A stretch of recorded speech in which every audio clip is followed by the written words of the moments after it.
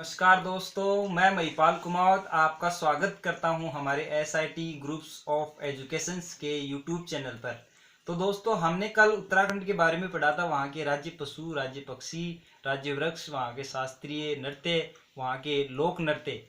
आज हम पढ़ेंगे वहां के लोकगीत और वहां के त्योहार।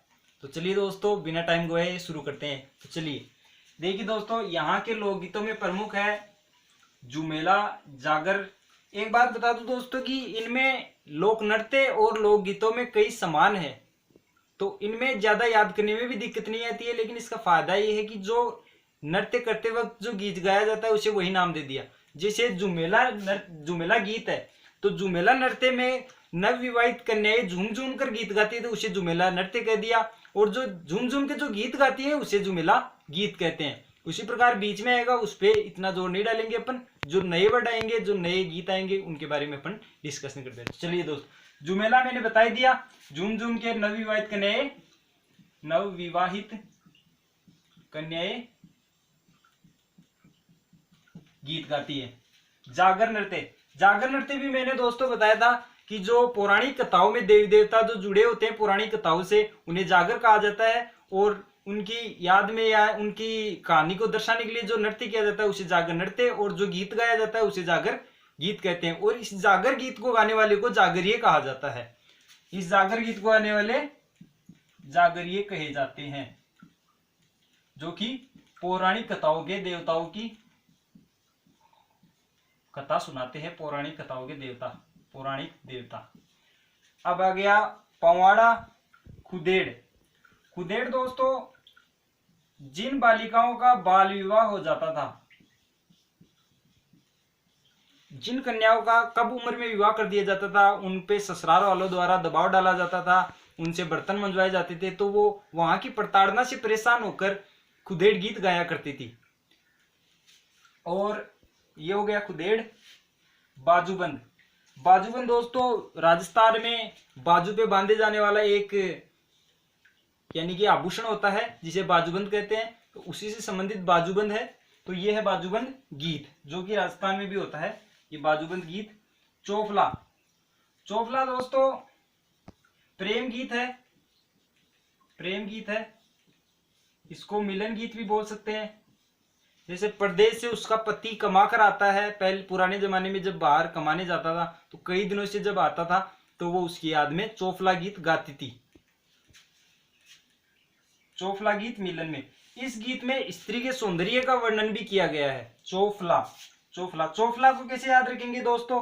जैसे बोलते हैं ना कि इसकी तो चारों उंगलियां घी में है, तो इसी प्रकार उसका पति आ गया तो चारों उंगलियां तो घी में नहीं, लेकिन उसके पास चारों फल है, तो याद हो गया चोफला। ये हो गया चोफला। चौमासा बोलते हैं। वैसे तो 4 मासों के समूह को चौमासा कहा जाता है। जो बरसात का मौसम होता है उसे चौमासा कहते हैं। तो बरसात के मौसम में जो गीत गाए जाते हैं प्रेम गीत, उन्हें चौमासा गीत कहा जाता है। तो ये हो गया चौमासा, यानी कि ये भी एक प्रेम गीत है, जो कि अपन मुख्यतः इसे श्रावण महीना बोल सकते हैं। अपने श्रावण महीने में बरसात ज्यादा होती है, तो ये चौमासा गीत। जोड़ा गीत दोस्तों मैंने बताया था कि जैसे जोड़ा नृत्य होता है, जैसे पुरुष और स्त्री जोड़े में जोड़ा नृत्य करते हैं और जो गीत गाते हैं उस समय उसे जोड़ा गीत कहा जाता है। चांचरी गीत, बगनोल गीत, बेर गीत। अब बेर वैसे तो बोलते हैं एक पेड़ होता है बेर, जिसे अपन बोलते हैं, लेकिन एक बेर होता है दुश्मनी। बेर दुश्मनी को भी कहा जाता है। तो यहाँ पर गीत में दुश्मनी नहीं है। यहाँ पर क्या होता है, 2 गीत गाने वाले होते हैं, यानी कि जो कव्वाली अपन बोलते हैं उस तरह 2 आमने सामने बैठ जाते हैं, और उनमें एक जो गीत गाता है वो उसके पक्ष में यानी विपक्ष में दूसरा गीत गाता है। तो उनमें वाद विवाद चलता रहता है, तर्क वितर्क चलता रहता है। तो उसमें उस तर्क का उनके बीच में बेर होता है, दुश्मनी होती है। तो ये हो गया बेर गीत, यानी कि ये वाद विवाद या तर्क वितर्क का गीत होता है, जिसमें 2 लोग आमने सामने बैठकर गीत गाते हैं। हुड़की दोस्तों, धान जो होता है जिसे अपन चावल बोलते हैं, धान की रोपाई जब करते हैं, यानी कि चावल की बुआई करने से पहले चावल को पहले तो उसके बीज की पौध बनाई जाती है, फिर छोटे छोटे जो पौधे होते हैं उनको खेत में ले जाकर बोया जाता है। जैसे कि अब लॉकडाउन चल रहा है तो सरकारों ने छूट दे रखी है कि डायरेक्ट उनका पौध किए बिना डायरेक्ट उनको खेत में बो दिया जाए। तो अब ये तो प्रक्रिया खत्म हुई, लेकिन इसमें पहले जब वो पौध थी उस पौध को रोपने की प्रक्रिया को रोपाई कहते हैं। तो धान किसको कहते हैं? कई मेरे नए विद्यार्थियों या कई दोस्तों को पता नहीं है कि धान चावल को कहते हैं। तो धान की रोपाई हुड़की। अब हुड़की को कैसे याद रखेंगे कि अपन से ऐसे थोड़ी पूछा जाता है कि हुड़की के बारे में बताओ, सारा लिखा हुआ है। वो कभी कभी ऐसे पूछ लेता है डायरेक्ट आसानी में कि उत्तराखंड, ये हुड़की जो गीत है वो किस राज्य में गाया जाता है। तो आप कैसे बताओगे? आप बताओगे कि हुड़की को याद रखेंगे अपन रुड़की। रुड़की जो ITI या अपन रुड़की नाम याद लेते हैं ना, रुड़की रुड़की रुड़की रुड़की स्टेशन या रुड़की ITI। तो रुड़की क्या है? रुड़की है उत्तराखंड में, तो हुड़की भी कहाँ है? उत्तराखंड में। अब आ गया दोस्तों बसंती गीत। बसंती गीत नाम से पता चल रहा है बसंत ऋतु में गाया जाता है, और बसंत ऋतु हमेशा प्रेम गीत की होती है। तो ये एक प्रकार का प्रेम गीत है। और बसंती को आप वो जय वीरू वाली बसंती से भी याद रख सकते हैं। तो ये थे दोस्तों उत्तराखंड के लोकगीत। तो दोस्तों ये अब हुई बात अपने इनके लोकगीतों की। अब बात करते हैं अपन इनके त्योहारों की। तो उत्तराखंड के त्योहार कौन कौन से हैं? एक तो है हरेला, एक है फूलदेई। अब फूलदेई इंपॉर्टेंट है, एग्जाम में भी आया हुआ है कि फूलदेई त्योहार कहाँ मनाया जाता है? तो उत्तराखंड में मनाया जाता है। तो फूलदेई को याद कैसे रखेंगे? फूल यानी फूल, देई यानी देली। देली अपन बोलते हैं जो अपना घर का दरवाजा था उसे देली बोलते हैं। फूलदेई मतलब फूल चढ़ाते हैं, घर की दहली पर फूल चढ़ाते हैं चैत्र के महीने में उत्तराखंड में, तो उससे बोलते हैं फूलदेई त्योहार। कहाँ चढ़ाते हैं? चैत्र के महीने में घर की दहली पर फूल चढ़ाते हैं। तो ये हो गया फूल चढ़ाते हैं। तो ये हो गया फूलदेई त्योहार। एक होता है बिखोती, घी संक्रांति। घी संक्रांति को दोस्तों ओगलिया भी कहते हैं। अब घी संक्रांति में जैसे घी से स्पष्ट हो रहा है घी, तो सर में घी लगाया जाता है। तो ये एक वहाँ की परंपरा होती है, उस समय गीत गाया जाता है, सर में घी लगाते हुए वो त्योहार मनाया जाता है। तो ये हो गया घी संक्रांति। जैसे अपने मकर संक्रांति यहाँ पे भी बनाया जाता है, लेकिन उसी प्रकार घी संक्रांति यानी कि सर में घी लगाया जाता है। तो ये हो गया घी संक्रांति यानी कि सर में या सिर में घी।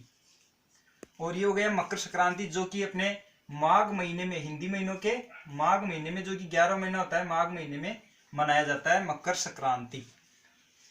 6 नंबर का दोस्तों है खतड़ुआ, जो कि खतड़ुआ है पशुओं से संबंधित त्योहार है। अब एग्जाम में क्वेश्चन आ सकता है दोस्तों कि निम्न में से पशुओं से संबंधित त्योहार कौन सा है? तो अपन बता सकते हैं खतड़ुआ। खतड़ुआ यानी कि अपन इसको ऐसे याद रख सकते हैं, जैसे मान लो एक तालाब था, उसमें खत डूब गया, और वो डूबा कैसे? जो पानी के अंदर भैंस थी वो उसे खा गई और उसे तालाब में ही छोड़ दिया, क्योंकि उसे अच्छा तो लगा नहीं वो खत। तो वो क्या हो गया? खत डूबा। और खतड़ुआ किसे? भैंस से संबंधित। तो भैंस क्या है? पशु। तो ये हो गया खतड़ुआ पशुओं से संबंधित, यानी खत डूबा भैंस के कारण यानी पशु के कारण। 7वां दोस्तों रक्षाबंधन, जो कि अपने मनाया जाता है पूर्णिमा के दिन, श्रावण महीने में पूर्णिमा का दिन रक्षाबंधन, जो कि पूरे भारतवर्ष में मनाया जाता है। और 8वां है चैताल, 9वां है जागड़ा। जागड़ा दोस्तों वहां के देवता है एक महासु देवता।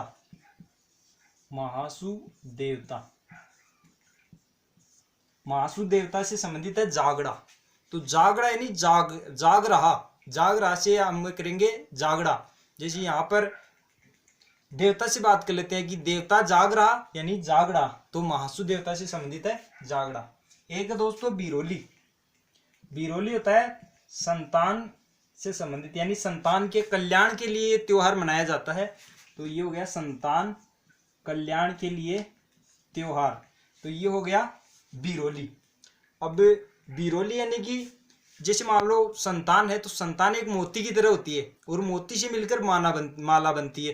तो अपन कैसे याद रखेंगे कि माला पिरोली यानी कि संतान को सुरक्षित रहने है, माला पिरोली यानी कि बिरोली, इससे याद रख लेंगे। और 11वां है नुनाई। तो दोस्तों ये थे उत्तराखंड के त्योहार। बाकी बात करेंगे उत्तराखंड के बारे में हम अगले वीडियो में। तो अगर आपको वीडियो ठीक पसंद आई हो तो लाइक करें, सब्सक्राइब करें, और कोई कमी हो, कोई सुझाव हो तो कमेंट करें और शेयर करें। धन्यवाद।